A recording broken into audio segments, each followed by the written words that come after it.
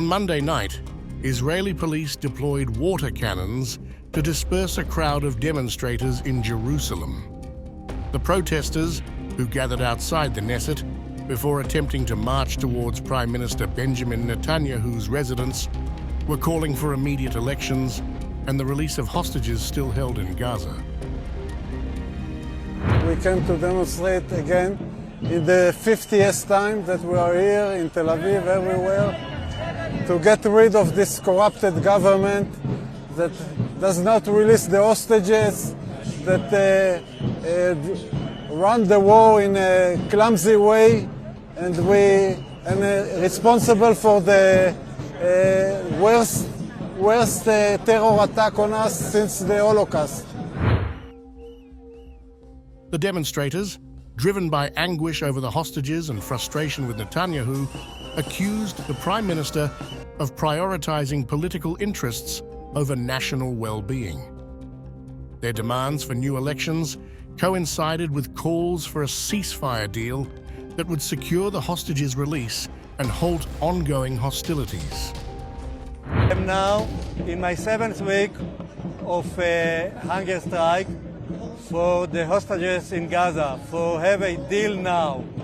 But this week is a very important week because it's the first week of strong resistance, and we hope that at the end of this week or the next week we'll change the government, we'll force the government to make a deal, to have the hostages back, and to have elections as soon as possible. Because we are probably hungry, but our hostages are dying there. They have no time. The protest followed a significant political development earlier in the day when Netanyahu dissolved the war cabinet.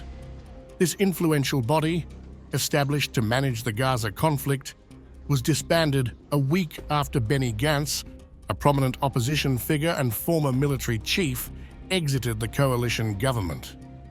Gantz's departure was a response to his growing discontent with the handling of the war. Overseas also, Netanyahu's decision to dissolve the war cabinet is seen as Netanyahu's lack of option availability following Gantz's departure.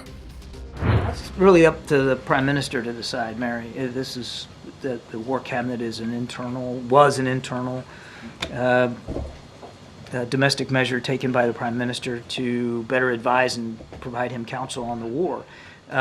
We said at the time that we believed it was a worthwhile step, and we still hold by that. But with Mr. Gantz's decision to leave, I'm not sure that Prime Minister Netanyahu was left with a whole lot of other choices.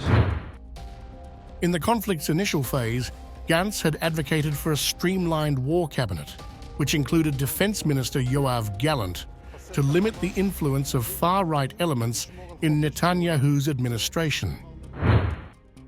Critics argue that Netanyahu's wartime strategies have been swayed by ultranationalists who reject negotiations with Hamas for a ceasefire in exchange for the hostages. These hardline politicians support the voluntary migration of Palestinians from Gaza and a reoccupation of the territory by Israeli forces. But what is less known is that we have the enemies within, which are mostly radical people that are trying to pull Israel into an endless war. And they're grabbing Prime Minister Netanyahu by the you-know-where, and they're not letting him do the right thing for Israel, but rather do the right thing for the coalition. And what we're trying to do is get the mandate back to the people so we can go back to elections and let the people decide who should lead this country to recovery from what happened in October 7th and since then. Netanyahu, however, refutes these allegations, asserting that his decisions are made in Israel's best interests. But what is evident is that many are there in Israel itself who have given up on war with Hamas and cast doubt over Bibi's handling of the conflict.